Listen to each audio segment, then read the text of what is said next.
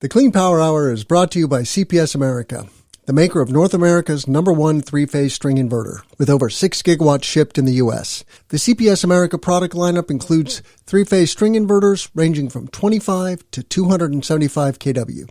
Their flagship inverter, the CPS 250-275, is designed to work with solar plants ranging from 2 megawatts to 2 gigawatts. The 250-275 pairs well with CPS America's exceptional data communication, controls, and energy storage solutions. Go to chintpowersystems.com to find out more. It's an important and relatively complex system, and you spend a lot of money on it, so it makes sense to maintain it. And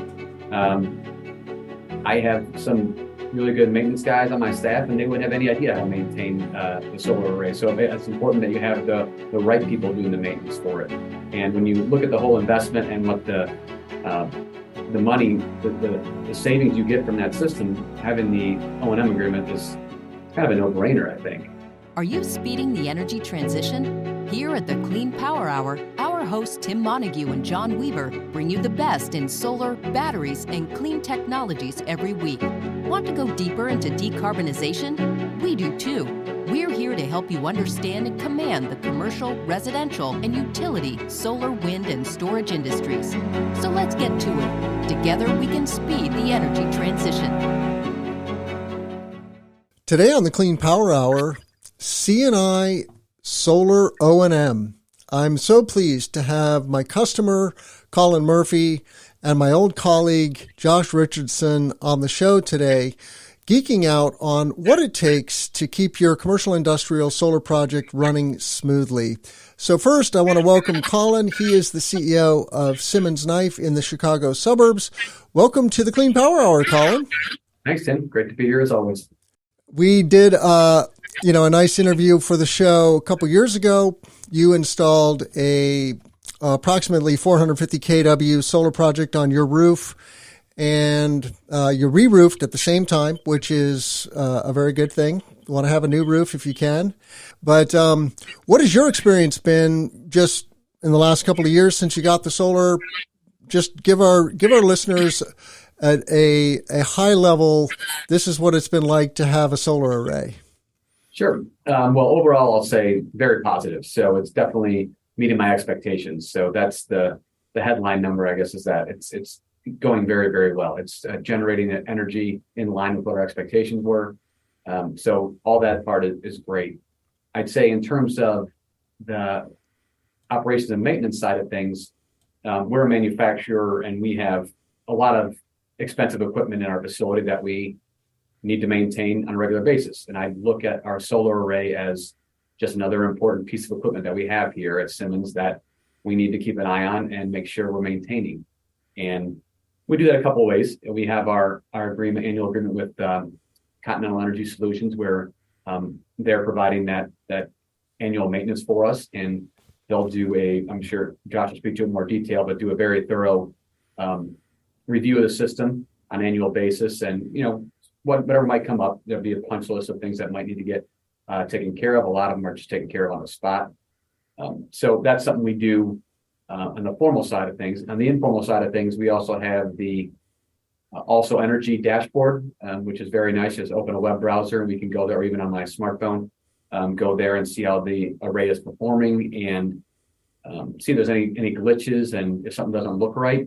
And if ever that happens, I just throw a call or an email into Continental and they jump on it right away. But that's very rare. But it is, it is a large system and some complexities to it. So little things are going to go wrong here and there, but that's like any other machine that we have, right? So by and large, it's been very smooth and very kind of not top of mind. It's kind of just up there working and not something you need to focus on a constant basis. Yeah, we have an expression, set it and forget it. And rooftop solar largely is that. But you do want to do regular maintenance and you do want to do regular monitoring. I'm glad you mentioned Also Energy, the monitoring system. So Josh is the head of the O&M division at Continental Energy Solutions, the largest commercial EPC in Northern Illinois. Welcome to the show, Josh, and give our listeners a little background on yourself and what your group does. Hey, thanks for having us on today. Yeah, our O&M group kind of spans quite a few different scope items. We do everything from QA/QC, third-party inspections, all the way to vegetation management, and we remove trees from that have fallen onto properties. We do everything and anything in between on the maintenance side, but it all kind of starts with at the installation doing the QA/QC, doing a quality assessment of our own installations as well as other installers in the area. And I'll say that the Illinois market here has kind of opened up for a lot of different, startup companies performing different levels of installations, different size systems with all types of equipment. So we pride ourselves in our exposure to pretty much anything and everything that's in the marketplace. We've touched, repaired, inspected, and maintained. So, drone flights, we have an engineering group, we do performance modeling. We really run the gamut of potentially anything and everything solar related and ESS as well. With Colin's system, it was a Continental design and build, and they started off in the beginning with great equipment choices, which we find to be a pretty significant impact on the longevity and reliability of a system. From the racking was a DCE system to the inverters are Chen Power systems. And as Colin mentioned, the Also Energy, the data acquisition system there helps us keep an eye on everything and make sure that everything is operating normally. That being said, I'll say that, the O&M group did the QA/QC on Colin's roof. I'll say, we pride ourselves on the installation side. Our punch lists are pretty small. We didn't find a lot of things, but we don't hold back punches even on our own installations. We're pretty aggressive with our inspections because we know that how it goes in is going to be how it runs. So we know that, we're not in there with dental mirrors, but nearly. Basically we're looking at every termination, every torque mark, every point of connection is inspected on our quality assessment on ours and on third parties. And I'll say that Continental has had a lot of experience. I did say that we do find items here and there on our own installations, but we can't stress enough that if you're trying to save money and go with the bottom dollar installation, those QA/QCs are more critical to make sure your installation is going to sit there reliably. And I'll stress safely, because there's more and more concern. Just because that system is sitting above your roof, it doesn't mean what's really going on up there. And so Colin has wisely brought us in to do annual inspections to make sure everything is tight, everything is running within normal temperatures and performing optimally. It is a safety aspect. It's also a financial aspect. It's a calculation that the system remain up and running in Illinois to get your incentives in the current program. You have an obligation to produce a set amount that's expected, and you're compensated for that. And if you're not producing that, then you're not generating that revenue, and it can cause issues down the line. So, let me stop you there, Colin. Solar is a big investment, and the premise is that it is going to pay back. In Illinois, because of the incentives we have, and because of it's at both ends, state and federal incentives. But basically, you're looking at being cash positive in the 5 to 7 year range on a solar array in Illinois. How has the project met your expectations? And if you could, talk a little bit about how the executive team thought about this on the front end. Sure. So the first part of it, the project is directly in line with expectations. And that's not only from the amount of energy it produces, but then subsequently the amount of money we're saving on our monthly utility charges.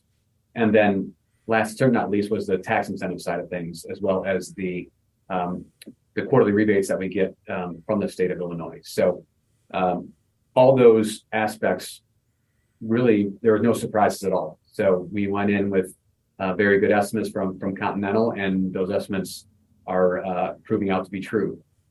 In terms of how we analyze this, we analyze like we would any other large investment, whether it's a where we make industrial saw blades. So whether it's a new machine to make a new kind of saw blade, we look at it the same way we're looking at the solar array. Granted, this isn't going to help us generate any more sales, but it is going to help us save a lot of money. And there's also the very altruistic part of being good citizens of planet Earth, right? We strive to be a very green company, and this is kind of putting money where our mouth is, so to speak. So it was nice that doing the right thing also coincided with being able to get a payback in a reasonable amount of time. I think everybody could say they want to do the right thing for planet Earth, but if the payback is 35 or 40 years, they might have a hard time swallowing that pill. Then if the payback 6 or 7 years. So fortunately, we are on the track for the payback in that 6 or 7 year time frame. The Clean Power Hour is brought to you by CPS America, the maker of North America's #1 three-phase string inverter, with over 6 gigawatts shipped in the U.S. The CPS America product lineup includes three-phase string inverters ranging from 25 to 275 kW. Their flagship inverter, the CPS 250-275, is designed to work with solar plants ranging from 2 megawatts to 2 gigawatts. The 250-275 pairs well with CPS America's exceptional data communication, controls, and energy storage solutions. Go to chintpowersystems.com to find out more. And in the case of a solar project, one of the keys to the ROI is the fact that it produces kWh, that reduces your power bill. And in Illinois, it produces RECs, renewable energy credits, which are a cash incentive that come back to the owner. We're paying out 15 years of RECs over 5 years initially. Now that has changed to 7 years with the new CEJA legislation of 2022. So when you think about the project now, it's been installed for about 3 years, 3 or 4 years. Looking back, did Simmons have any surprises? You mentioned that the project has been producing energy as expected. That's great. When the solar array is down, not producing, you're not saving money. And so that's the reason you really want to keep the solar array running. Have there been times when the solar wasn't functioning? Yes, but very briefly. We had an issue with one of our breakers that I'm sure Josh can speak much more intelligently about than I can. But again, whenever there's been an issue of that nature, we get in touch with Continental and we get a lot of high priority, and it's resolved as quickly as possible. I think in that instance, we had to wait a couple of days for the actual breaker to come in from out of state or something, but it wasn't like we were down for weeks or anything like that. It was just measured in a few days. That was the most catastrophic, if you will, and it certainly wasn't that catastrophic issue we had. Other times it's maybe we have 6 inverters in our roof, I believe, and maybe it's an issue with one of the inverters, and so 1/6 of your power generation is down for a short period of time in that instance. But those are also very, very few and far between, and they're resolved very quickly. Excellent. Well, what is your perspective, Josh, on, well, first of all, I guess, what is the O&M package that you're delivering on a regular basis to Simmons to make sure the project is staying in tip-top shape? And then what are the interventions that you've done in the last couple of years? So Simmons has signed on for a preventative maintenance inspection, an annual one, and then reactive service, as Colin mentioned.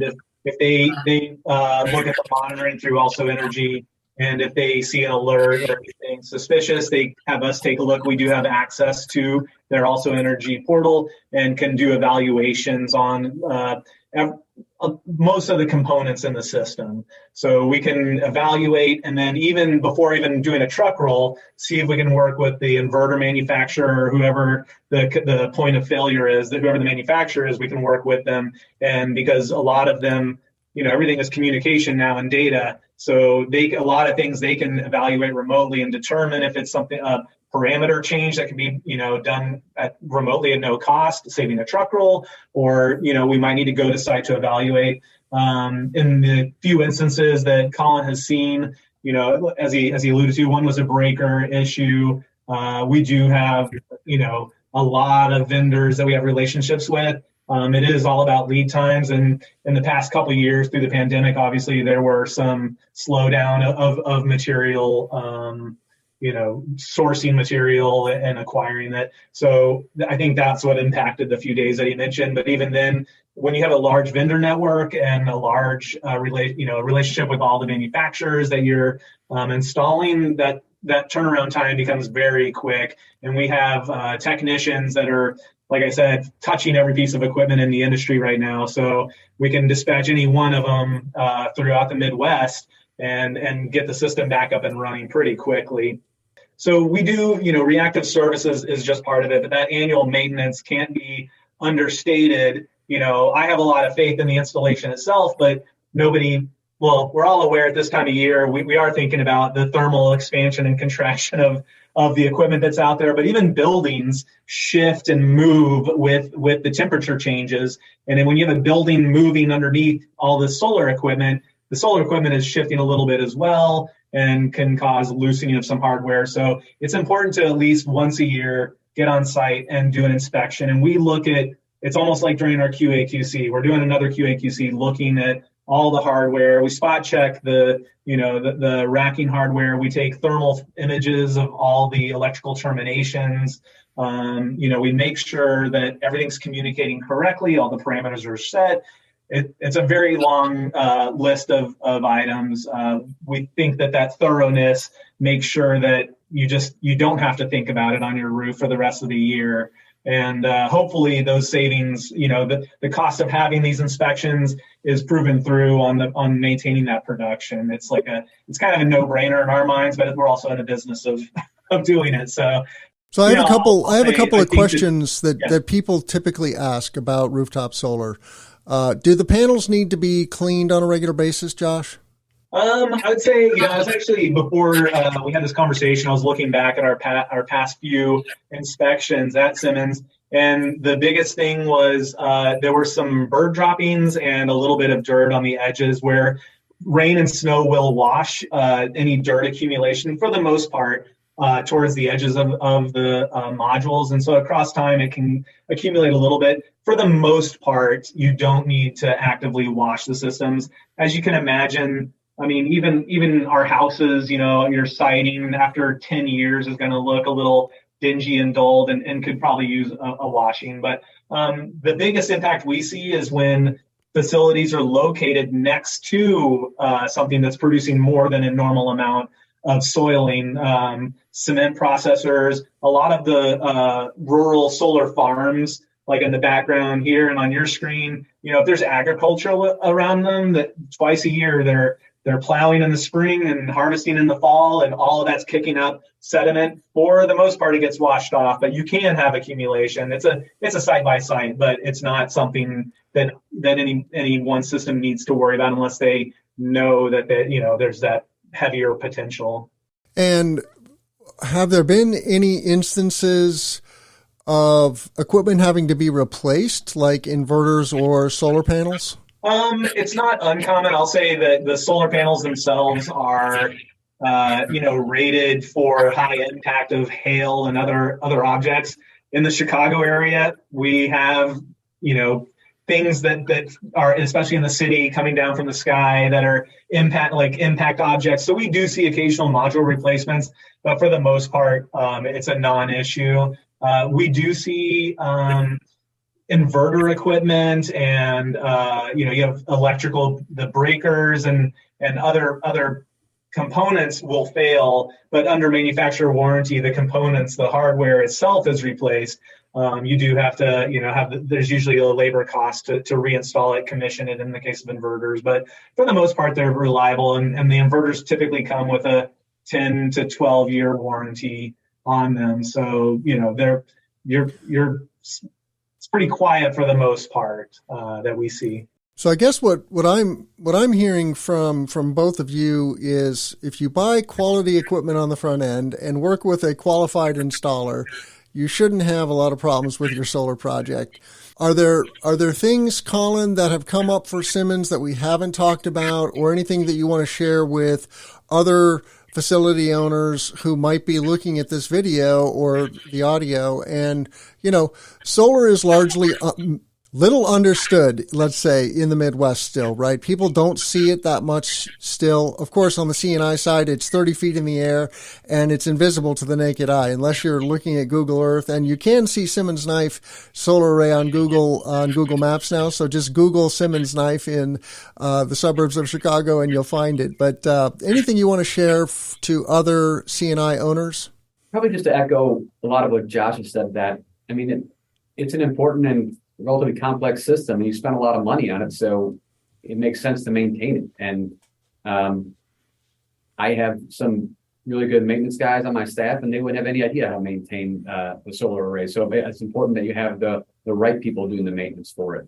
And when you look at the whole investment and what the money, the savings you get from that system, having the O&M agreement is kind of a no-brainer, I think. And I will say that we get our money's worth out of it. And when Chassers keep them out here, they're up on that roof for many, many, many hours during that annual visit, and we get a very lengthy, very comprehensive report about how the system's working and any issues that they may have found. So it's kind of a no-brainer, and it's just a way to protect your investment and make it last as long as possible. Yeah, just like we change the oil on our cars. You want to give your solar array an annual inspection. I think we'll say thank you so much, Colin Murphy. Let you move on with your day. I'm Tim Montague. Check out all of our content at cleanpowerhour.com. Please give us a rating and a review. And let's grow solar. Thank you, Colin. Thanks, guys. The Clean Power Hour is brought to you by CPS America, the maker of North America's #1 three-phase string inverter, with over 6 gigawatts shipped in the U.S. The CPS America product lineup includes three-phase string inverters ranging from 25 to 275 kW. Their flagship inverter, the CPS 250-275, is designed to work with solar plants ranging from 2 megawatts to 2 gigawatts. The 250-275 pairs well with CPS America's exceptional data communication, controls, and energy storage solutions. Go to chintpowersystems.com to find out more.